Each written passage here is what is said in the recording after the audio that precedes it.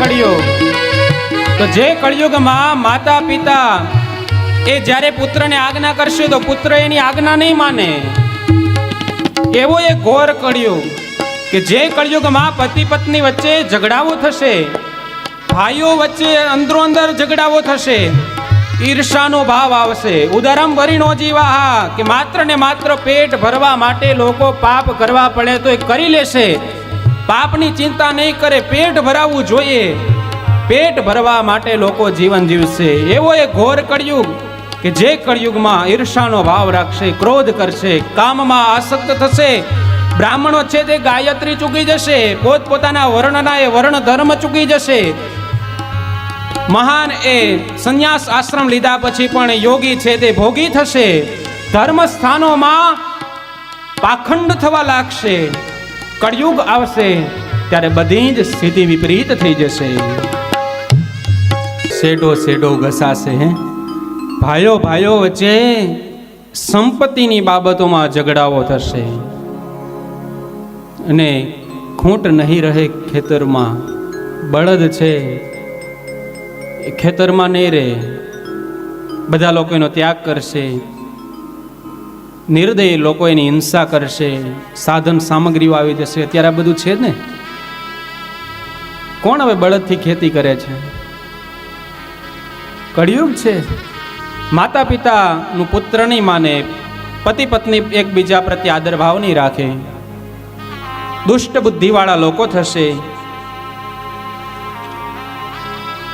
સ્ત્રીઓ છે પોતાનો ધર્મ ચૂકી જશે, કલહ કરવામાં, ઝઘડાઓ કરવામાં જ તત્પર રહેશે. બીજાની વાતો સાંભળવી એ જ લોકોનો શોખ હશે. કથા કોઈ સાંભળતું નહીં હોય. કથા હોય એટલે એમ થાય કે ક્યાં જવું સાંભળવા, પણ ત્યારે એવો વિચાર આવે કે 5 કિલોમીટર, 7 કિલોમીટર, 10 કિલોમીટર, 15 કિલોમીટર દૂર કથા છે. હવે કથા અહીંયા લાઈવે આવે છે ને, તો સાંભળી લેશું. અહીંયા સાંભળીએ કે ત્યાં સાંભળીએ. ખોટું પેટ્રોલ બગાડવા, પૈસા બગાડવા જેવું. પણ એની જગ્યાએ એમ કીધું હોય કે અહીંયાથી 10 કિલોમીટર દૂર ભયંકર કંઈક ઝઘડો થઈ ગયો છે, એકબીજા લડવા લાગ્યા છે, ધબ ધબાટી બોલીને બાંધે છે. તરત ગાડીની ચાવી લઈને હાલતો થાય જોવા માટે કે હાલો જોઈએ તો ખરા. ત્યારે એને 5 કિલોમીટર 10 કિલોમીટર ન દેખાય, ત્યારે એને પેટ્રોલ ન દેખાય, ત્યારે એને પૈસા ન દેખાય. પણ કથા સાંભળવાનું હોય ત્યારે બધું યાદ આવે, ત્યારે રજાઈ ન મળે પાછી.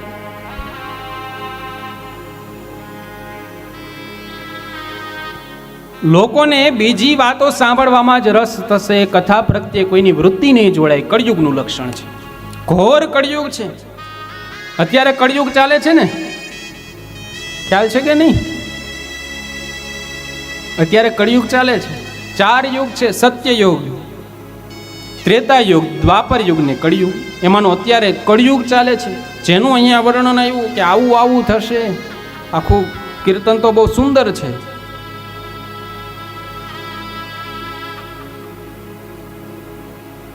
કળિયુગમાં લોકો ઘોર થશે, અઘોર થશે.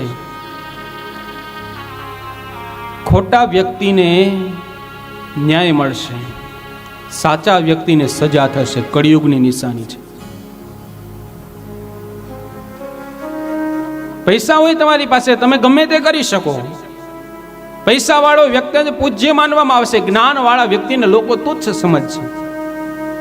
શું આ કથા સાંભળવાની, શું હાથમાં માળા લઈને ભગવાનનું ભજન કરવાનું, લોકો તુચ્છ માનશે. અને કળિયુગ, અને હજુ તો કળિયુગ, આમ તો કળિયુગના જે વર્ષો શાસ્ત્રમાં કીધા ને 4,32,000 વર્ષ છે. કેટલા? યાદ રાખજો, કળિયુગના વર્ષો 4,32,000 વર્ષ છે. એમાં અત્યારે સંતો કહે છે કે કળિયુગના 5,552 જેટલા વર્ષો પસાર થયા છે. 4,32,000 ક્યાં ને 5,000 વર્ષ ક્યાં? હજી 5,000 વર્ષ જ પસાર થયા છે. અને આટલો આપને દૂષણ જોવા મળે છે, તો વિચાર કરો ઘોર કળિયુગમાં કેવી સ્થિતિ હશે. કોઈને જોવું હોય તો રેજો અહીંયા, પણ આપણે તો કઈ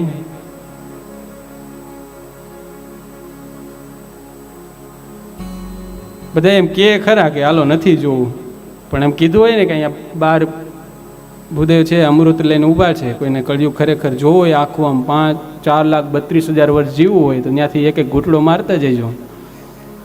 તો ઘણા શરમના મને જાય તો નહીં, પણ આમથી આમ ફરી ત્યાં જઈને ઘૂંટડો પી આવે તો ખરા હું કે પૂરા થતા હોય તો જીવી લઈએ.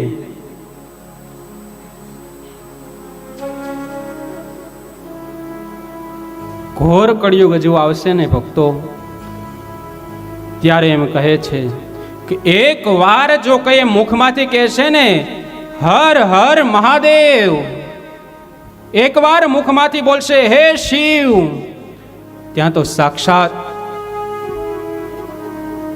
એ કર્પૂર ગૌરમ ભગવાન શાંબ સદાશિવ ત્યાં પ્રગટ થઈ જશે.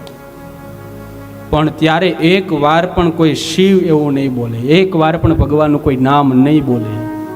એવો ઘોર કળિયુગ આવશે.